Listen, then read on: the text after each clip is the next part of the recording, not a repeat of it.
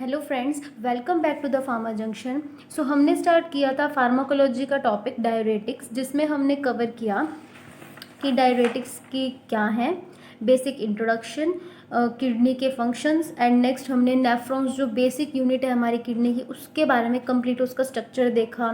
कैसे जो ब्लड है उसमें से फिल्ट्रेशन हो रही है और कैसे यूरिन की प्रोडक्शन हो रही है, कैसे जो हमारी ड्रग्स हैं वो उस रीअब्जॉर्प्शन को इनहिबिट करके यूरिन के प्रोडक्शन को बढ़ा रही हैं और एक्सेस इलेक्ट्रोलाइट्स एंड वाटर को बाहर निकाल रही हैं हमारी बॉडी से, जो कि हमारे डायरेटिक्स का मैकेनिज्म है।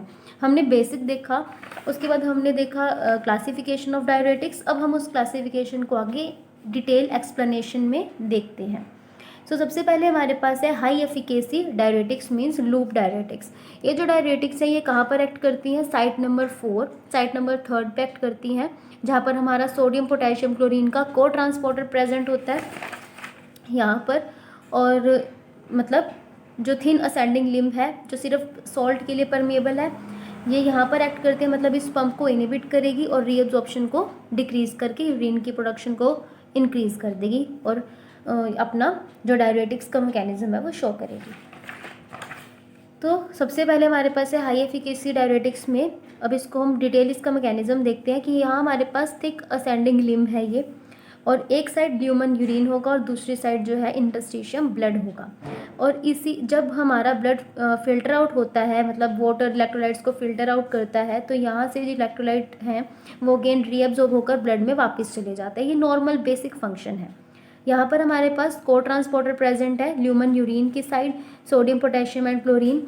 यहाँ पर ये तीनों चीज़ें रीअब्जॉर्ब हो रही हैं और यहाँ से सोडियम इंटरस्टिशियम ब्लड में जा रहा है और पोटेशियम यहाँ पर अगेन वापस आ रहा है।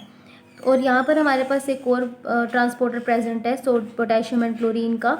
यहाँ से जो क्लोरीन रीअब्जॉर्ब हो रहा है वो इस साइड से इस पंप के थ्रू इंटरस्टिशियम ब्लड में जाएगा और क्लोरीन भी यहाँ इंटरस्टिशियम ब्लड में जा रहा है।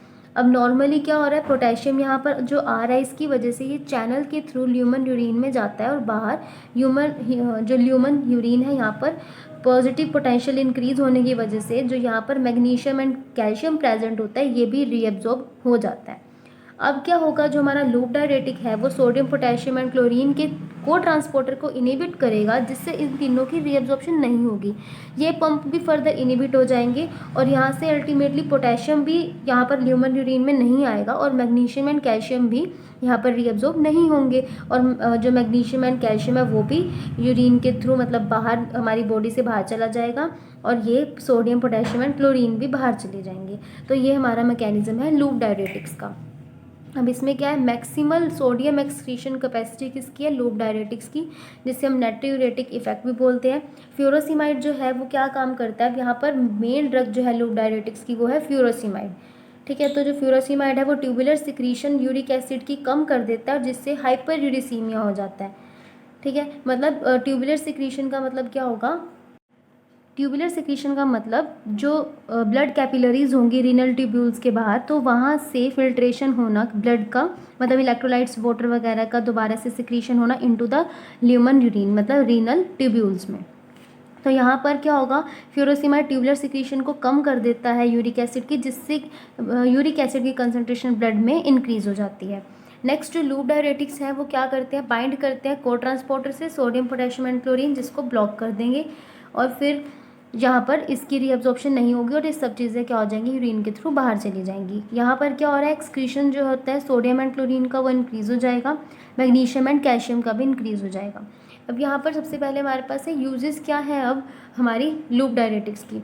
अब देखो, कार्डिक एडीमा में काम आता है, पल्मोनरी एडीमा, सेरेब्रल एडीमा, मतलब एक्सेस वाटर इकट्ठा हो रहा है, स्वेलिंग हो रही है, तो बॉडी में से बाहर निकालेंगे उस एक्सेस वाटर को वाया यूरिन।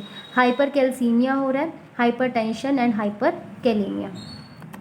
जब हाइपर कैलेमिया हो जाता है मीन्स ब्लड में कैल्शियम बहुत ज़्यादा हो जाता है, तो यहाँ पर हम लूप डायरेटिक्स देते हैं जो एक्सेस कैल्शियम को बाहर निकाल देती है।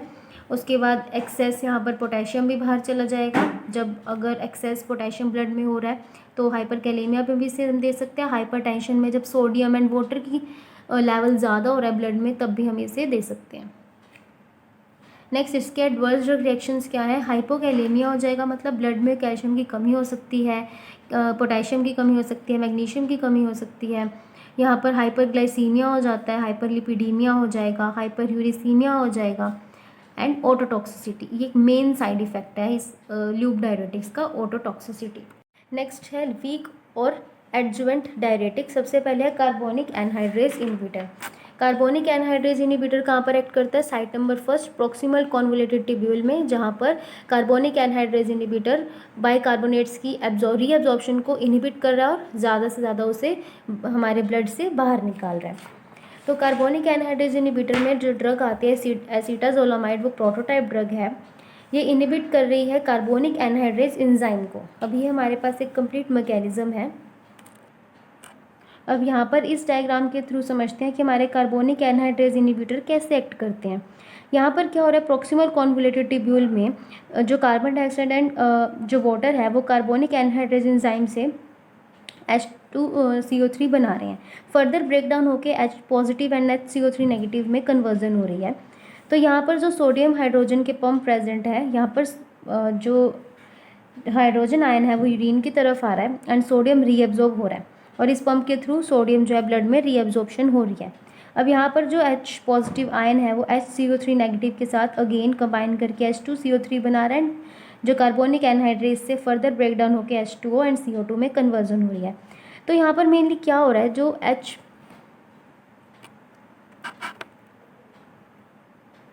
यहाँ पर क्या हो रहा है, जो H पॉजिटिव आयन है वो यूरिन की तरफ जब आएगा तो सोडियम यहाँ पर रीएब्जॉर्ब हो रहा है, जबकि हमने सोडियम को एक्सेस सोडियम को बाहर निकालना है। तो यहाँ पर जो कार्बोनिक एनहाइड्रेज इनहिबिटर है वो इस कार्बोनिक एनहाइड्रेज एंजाइम को इनहिबिट कर रहा है, जिससे वो H positive and HCO3 negative में कन्वर्ट नहीं होगा, और यहाँ पर H पॉजिटिव यहाँ इसके थ्रू मतलब बाहर नहीं आएगा, और जो सोडियम है वो ब्लड की तरफ नहीं जाएगा। मतलब ये पंप अल्टीमेटली इनहिबिट हो गया, जिससे सोडियम एक्सेस क्या हो जाएगा, ब्लड से बाहर निकलना शुरू हो जाएगा, मतलब यूरिन के थ्रू उसकी आउटफ्लो इंक्रीज हो जाएगी। तो यहाँ पर क्या था कि एसीटाजोलामाइड बेसिकली इनहिबिट कर रहा है इस कार्बोनिक एनहाइड्रेज एंजाइम को। कार्बोनिक एनहाइड्रेज क्या करता है, H2O CO2 में कन्वर्ट होना शुरू हो जाता है, CO2 एंड H2O में टू कार्बोनिक एसिड में कन्वर्ट हो जाता है। कार्बोनिक एसिड फर्दर डिसोशिएट होकर हमें ये आयन देता है। H पॉजिटिव एक्सचेंज हो रहा है, यहाँ पर H पॉजिटिव एक्सचेंज हो रहा है ल्यूमिनल यूरिन सोडियम से। तो in the lumen H positive and HCO3 negative again H2CO3 बना रहा है, फर्दर ब्रेकडाउन हो रहा है कार्बोनिक एनहाइड्रेज एंजाइम से टू H2O एंड CO2 में।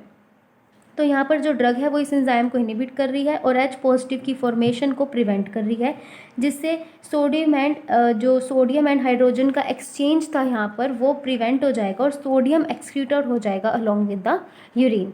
तो यूजेस क्या हैं, ये यूजेस इसके हैं गेम, यहाँ पर हम इससे लर्न कर सकते हैं ग्लूकोमा एल्केलाइन मतलब यूरिन को एल्केलाइन करने के लिए, माउंटेन सिकनेस एंड एपिलेप्सी, इसमें कार्बोनिक एनहाइड्रेज इनहिबिटर यूज़ किया जाता है। कॉन्ट्राइंडिकेशन मतलब COPD एंड हिपैटिक सिरोसिस में इसे हम यूज़ नहीं करते। नेक्स्ट है potassium sparing diuretics. Potassium sparing diuretics क्या करते हैं, पोटेशियम को स्पेयर करवा कर रखते हैं हमारे ब्लड में। यहाँ पर मेनली क्या हो रहा है, ये हमारे पास पंप प्रेजेंट है सोडियम एंड पोटेशियम, तो यहाँ पर सोडियम रीअब्जॉर्ब हो रहा है एंड पोटेशियम यहाँ पर बाहर निकल रहा है। तो पोटेशियम स्पेयरिंग डायरेटिक्स इस पंप को इनहिबिट करेगा, जिससे सोडियम तो बाहर चला जाएगा एंड पोटेशियम ब्लड में रहेगा, मतलब स्पेयर होकर रह जाएगा हमारे ब्लड में। ये एक मैकेनिज्म ऑफ एक्शन है इस डायरेटिक्स का, मतलब इससे सोडियम क्या हो रहा है, एक्सेस सोडियम बॉडी से ब्लड से बाहर निकल रहा है। तो मेनली यहाँ पर क्या होता है, नॉर्मल फंक्शनिंग क्या है, एल्डोस्टेरोन हमारा मिनरलोकॉर्टिकॉइड है, इसका काम है सोडियम को, एक्सेस सोडियम को बॉडी से बाहर निकालना। इसका फंक्शन है कि सोडियम को रीअब्जॉर्ब करना एंड पोटेशियम को यूरिन के थ्रू बाहर निकालना। तो ये कैसे एक्ट करेगा, एल्डोस्टेरोन बाइंड कर रहा है मिनरलोकॉर्टिकॉइड रिसेप्टर से, जिससे ये कॉम्प्लेक्स जो है एंटर करेगा न्यूक्लियस में और AIP एल्डोस्टेरोन एक्टिवेटेड प्रोटीन बनेगी। इस AIP का रोल क्या है, ये सोडियम को रिटेन कराता है एंड पोटेशियम को एक्सक्रीट आउट कराता है, मतलब यहाँ पर सोडियम रीअब्जॉर्ब हो रहा है, हमने सोडियम को ब्लड से बाहर निकालना है। तो स्पाइरोनोलैक्टोन इस रिसेप्टर को इनहिबिट करेगा और एक्सेस सोडियम को बाहर निकाल देगा और पोटेशियम को स्पेयर करवा कर रखेगा। नेक्स्ट अब यूजेस हैं एल्डोस्टेरोन एंटागोनिस्ट के, कि वो कंपनसेट करती है पोटेशियम लॉस को। मतलब अगर पोटेशियम बहुत ज़्यादा बॉडी से बाहर निकल रहा है ड्यू टू द एल्डोस्टेरोन, तो अब क्या स्पाइरोनोलैक्टोन एल्डोस्टेरोन एंटागोनिस्ट है, जिससे क्या होगा, पोटेशियम स्पेयर हो जाएगा। तो कंपनसेट कर रहा है किसको, पोटेशियम के लॉस को। हाइपरटेंशन में ये बहुत ज़्यादा यूज़फुल है। क्योंकि हाइपरटेंशन में क्या हो रहा है, सोडियम का लेवल बढ़ रहा है, तो ये हाइपरटेंशन में भी यूज़फुल हो गया, क्योंकि जो स्पाइरोनोलैक्टोन है वो क्या करेगा, पोटेशियम को स्पेयर करा के सोडियम को बहुत ज़्यादा एक्सक्रीट आउट करवा रहा है।